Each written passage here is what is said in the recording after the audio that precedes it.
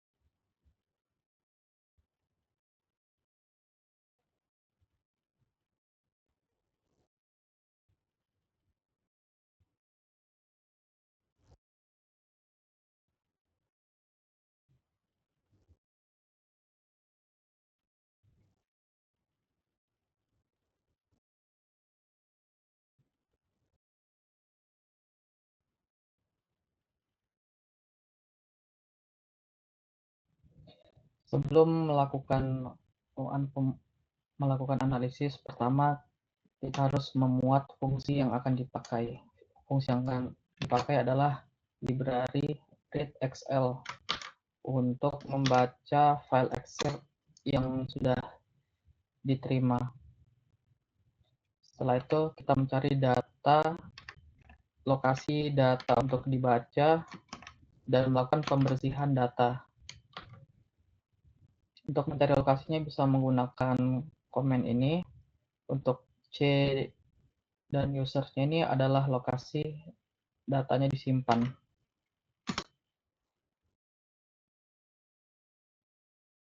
Untuk membersihkan data, kita menggunakan data clean nah.omit untuk mengambil data tentang Y dan GLU saja.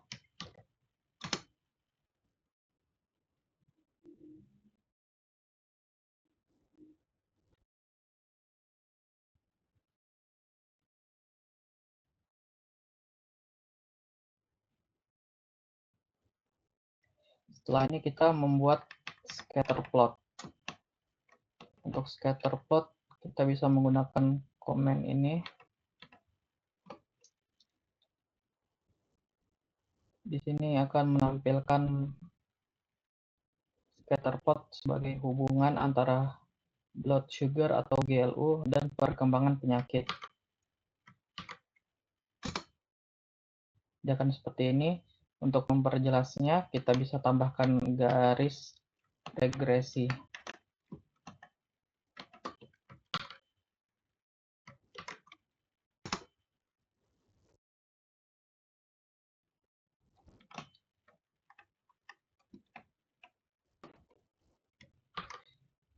Supaya lebih mudah dibaca, kita juga bisa tambahkan grid dan korelasi supaya bisa lebih mudah dibaca.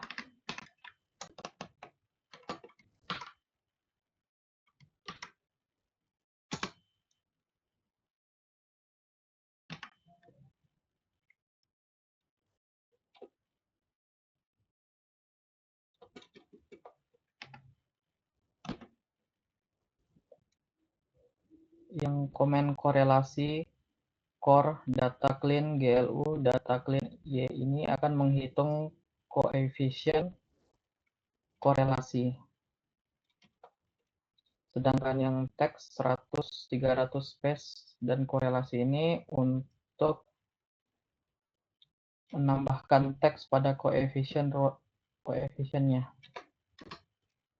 Jadi seperti ini, koefisien korelasinya 0,508.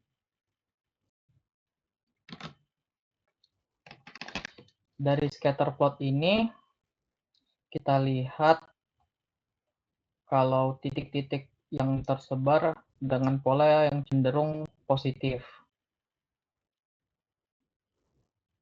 Koefisien korelasi menunjukkan nilai 0,508 yang mengindikasikan hubungan positif menuju kuat, yang berarti terdapat hubungan yang cukup kuat dan lebih konsisten antara variabel GLU dan Y. Meskipun ada sebaran data seperti outlier yang ini, terlihat kecenderungan linear positif. Terdapat beberapa juga titik-titik yang agak jauh dari klaster utama seperti yang kelompok ini dan yang ini. Khususnya yang tadi ini yang di nilai tinggi ini.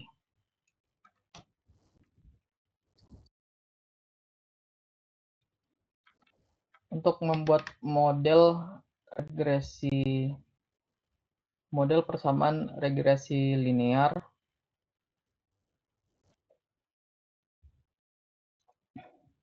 kita bisa menggunakan model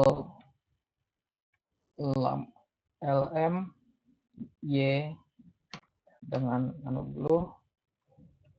Di sini nanti Y dulu ini berarti Y sebagai variabel dependent dan Blue sebagai variabel independent.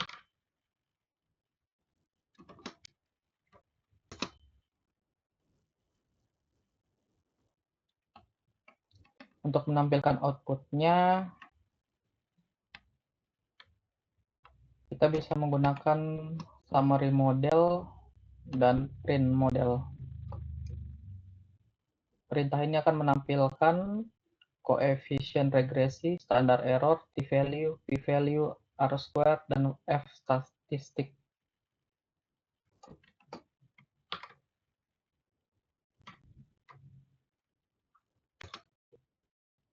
Seperti ini.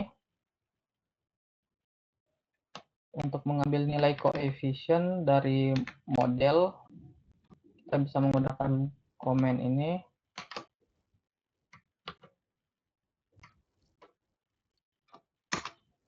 Yang akan menghasilkan persamaan regresi, intercept ini. Oke.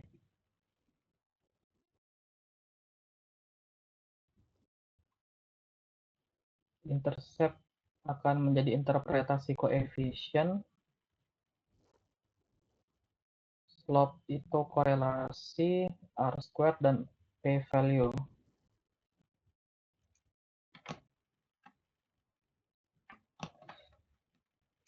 Dari output ini, kita mendapat persamaan regresi Y adalah negatif 134.723. Negatif 134,723 yang ditambah 3,189 dikali GLU. Interpretasi koefisiennya, interceptnya sebesar 134,723 yang berarti GLU sama dengan 0, nilai Y adalah negatif 134,723. Slope B1 ini sebesar 3,189 yang berarti setiap kenaikan 1 unit GLU, Y meningkat sebesar 3,189. Signifikansi p-value-nya sebesar 6,82 kurang 0,8 yang nominalnya itu lebih kecil daripada 0,001 yang menandakan hubungan sangat signifikan. Kekuatan model r-squared 2581 ini menjelaskan kalau variasi Y ini bisa dijelaskan oleh GLU.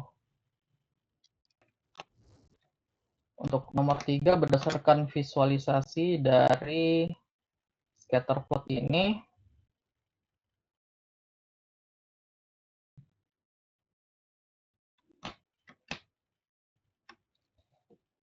kita bisa merumuskan masalah asosiatif seperti apakah terdapat hubungan yang signifikan antara kadar gula darah dan perkembangan penyakit selama 1 tahun pada pasien. Hipotesisnya bisa dibuat menjadi 2. H0 ini tidak ada hubungan yang signifikan, yang berarti B slope-nya ini sama dengan 0. Kalau H1 ini hipotesis kedua, terdapat hubungan yang signifikan antara kadar gula darah dan 1 tahun amatan,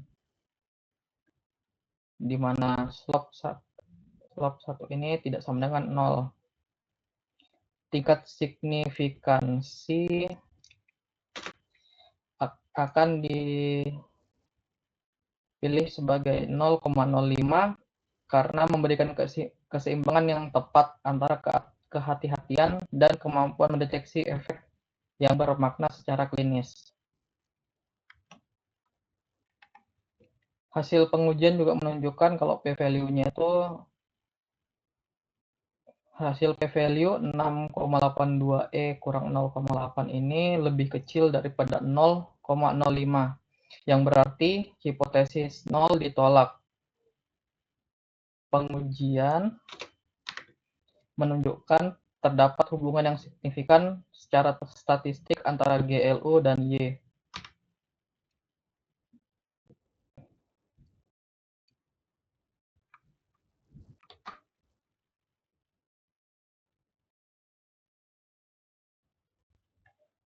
Sekarang nomor 4, beri ulasan tentang model dan hasil yang akan dicapai. Untuk memberi ulasan, kita bisa menggunakan perintah ini.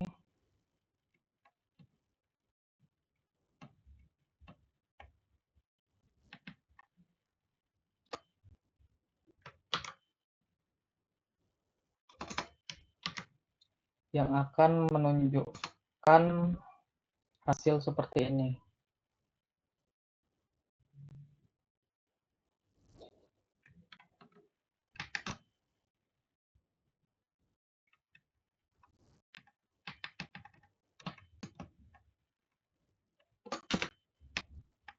Berdasarkan hasil estimasi model progresi linear sederhana yang menguji hubungan antara kadar gula darah GLU dengan perkembangan penyakit Y, diperoleh persamaan regresi sebagai berikut. Y sama dengan negatif 134,723 ditambah 3,189 dikali GLU. Model regresi menunjukkan signifikansi statistik yang sangat kuat dengan p-value 6,82 kurang 8 yang jauh di bawah tingkat signifikansi konvensional sebesar 0,05. Hal ini mengindikasikan bahwa hubungan antara variabel GLU dan Y bersifat nyata secara statistik, sehingga hipotesis kalau tidak ada hubungan yang signifikan antara kadar gula darah dan 1 tahun amatan dapat ditolak dengan tingkat keyakinan yang tinggi. Nilai F statistik sebesar 3,41%.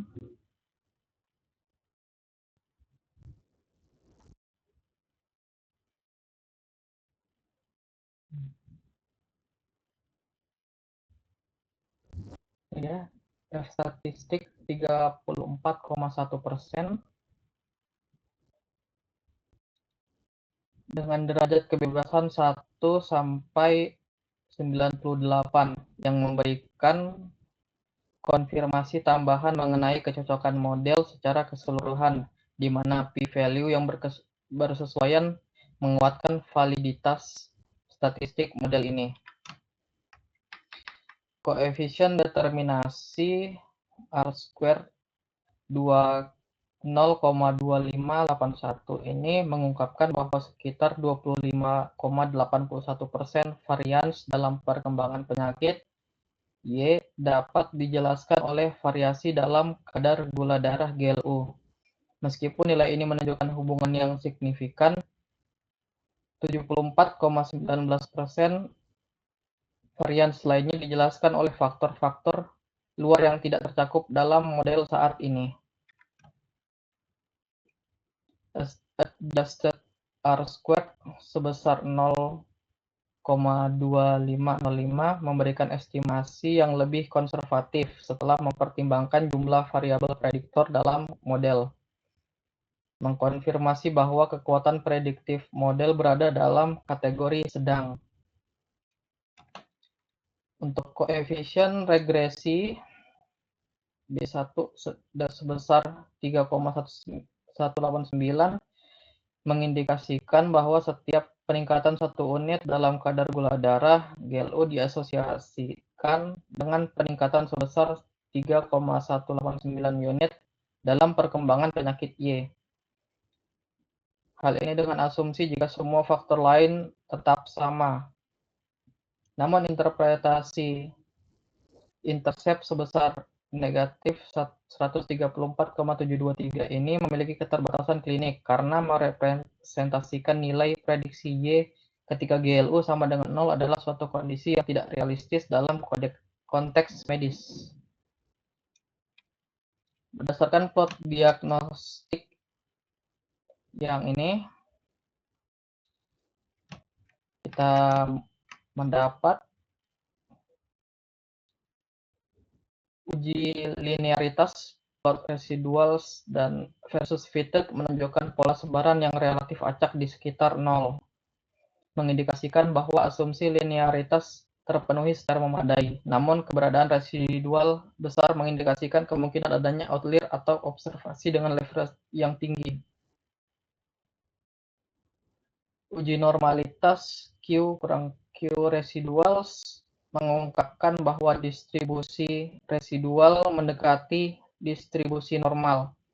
Terdapat sedikit deviasi pada ekor distribusi yang di bagian kanan ini, namun tidak cukup untuk mengancam validitas uji T dan uji F.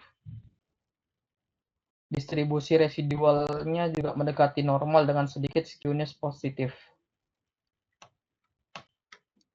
Uji homoskedastisitas bisa dilihat di bagian sini. Plot scale location mengonfirmasi asumsi homoskedastisitas terpenuhi secara memadai karena tidak adanya pola yang sistematis dalam sebaran residual mengindikasikan bahwa variansi error relatif konstan across fit values. Ini merupakan kondisi penting untuk efisiensi estimator OLS dan validitas interval kepercayaan. Identifikasi outlier menggunakan plot residual versus leverage mengidentifikasi bahwa tidak terdapat influential point yang mengkhawatirkan. Meskipun beberapa observasi memiliki leverage yang tinggi, yang di bagian ini, namun tidak satupun yang memiliki dampak besar terhadap estimasi parameter yang ditunjukkan dengan titik yang dilewati garis Cook distance. Hal ini mengindikasikan stabilitas model yang baik.